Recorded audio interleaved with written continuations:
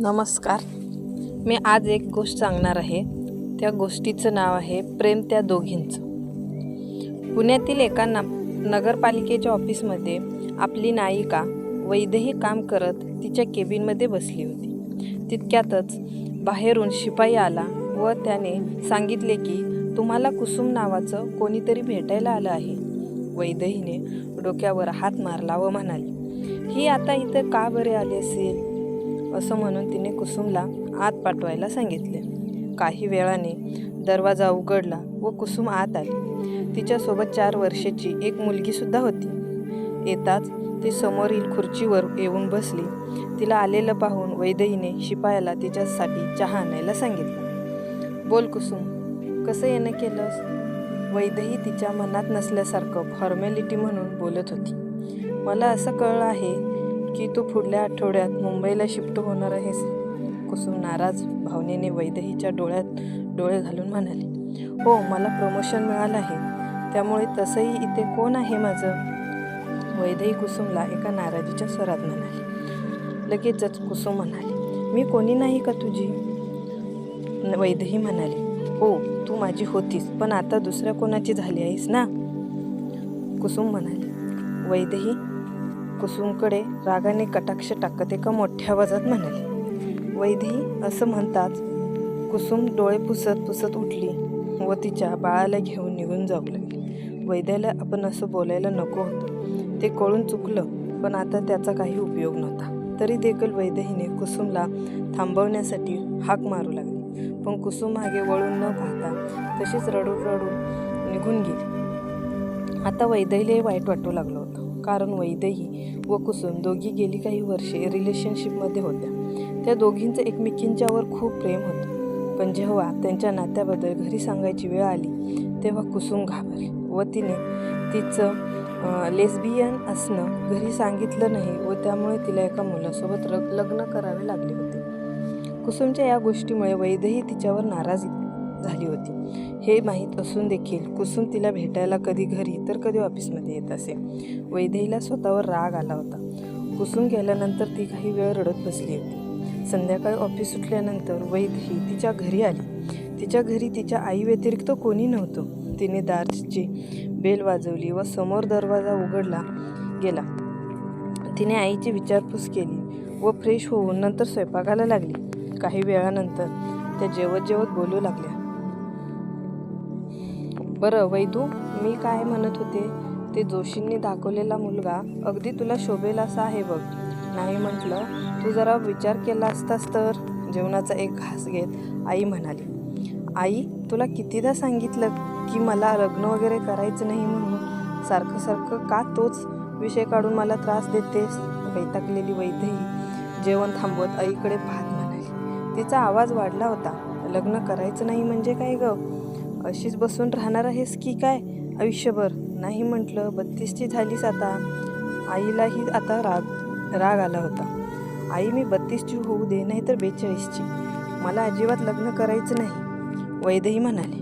अगं पण का, ते तरी सांग. लगेचच आई म्हणाली, मला ना मुलांमध्ये इंटरेस्ट नाही आहे. वैदेही रागाच्या भरात खरं बोलून गेली. मुलं आवडत नाही म्हणजे काय ग?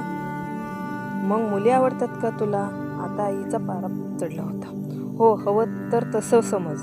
वैदेही आता रागाने तापली होती. जरा विचार करत म्हणाली, मी गेल्यावर तुला काय करायचं आहे ते कर बाई, पण मी असेपर्यंत मी तसलं काही होऊ देणार नाही, असं आई लगेचच म्हणाली. अच्छा, म्हणजे तू गेल्यावर? मग तर खूप वेळ आहे. वैदेही आता मस्करीच्या मूडमध्ये आली होती. तरी आई रागावल्या होत्या. त्या तशाच जेवणावरून उठल्या व हात धुवून बेडवर झोपायला गेल्या. आईचं हे नेहमीचंच होतं, त्यामुळे वैदेहीला काही नवीन वाटलं नाही. तीही काही वेळाने उठली व तिने सगळं आवरलं व आईच्या गोळ्या घेऊन तिच्या रूममध्ये गेली. आई, तुला जर बाबांना भेटायची घाई झाली असेल तर तसं सांग, मी नेक्स्ट मंथपासून तुझी औषधं आणत नाही. वैदेही पुन्हा मस्करी करत म्हणाली. वैदेही तसं बोललेलं ऐकून आई उठली व त्यांनी औषधे घेतली व म्हणाली, मला काही घाई नाही आहे झालेली तुझ्या बाबांना भेटायची. असं बोलताच वैदेही हसली व तिने लाईट्स ऑफ केल्या व आईला बिलगून झोपी गेली. पुढील आठवड्यात ठरल्याप्रमाणे वैदेही मुंबईला आली. एका मोठ्या गाडीमधून तिच्या घरातील सगळं साहित्य आणलं गेलं होतं. तिने महिन्यापूर्वीच एक अपार्टमेंट पाहून ठेवलेलं. त्यात तिथे रूमसाठी आधीच काही रक्कम जमा केली होती. तिला तिथं येऊन 1 दिवस झाला होता. ती पूर्ण वेळ आवरावरी करत होती. यामुळे ती नवीन ऑफिसला जॉईनसुद्धा झाली नव्हती. अजून 1 दिवस असाच गेला तेव्हा तिने आजूबाजूला असणाऱ्या लोकांशी ओळख करून घ्यायची म्हणून जाऊन भेटून यायचं ठरवलं. दुपारची वेळ होती. तिच्याच मजल्यावर असणाऱ्या जोशी काकूंकडे ती गेली होती. काही वेळ त्यांचं बोलणं झालं. तितक्यात दारावर बेल वाजली. वैदेही स्वतः उठली व दरवाजा उघडायला गेली. तिने दरवाजा उघडला व समोर पाहतच राहिली. समोर जोशी काकूंची मुलगी सानिका आलेली. ती आता इंजिनिअरिंगच्या 2ऱ्या वर्षात शिकत होती. जरा भरलेल्या अंगाची असली तरी दिसायला खूप सुंदर होती. तिचा गोरा वर्ण होता. त्यावर तिने रेड कलरचा फुल स्लीवचा टी-शर्ट व ब्लू कलरची जीन्स घातली होती. मागे मोकळे सोडलेले केस कमरेच्याही खाली येत होते. कपाळावर एक बारीक टिकली व चेहऱ्यावर एक स्माईल. सानिकाला पाहून वैदेही पूर्णपणे फ्लॅट झालेली होती.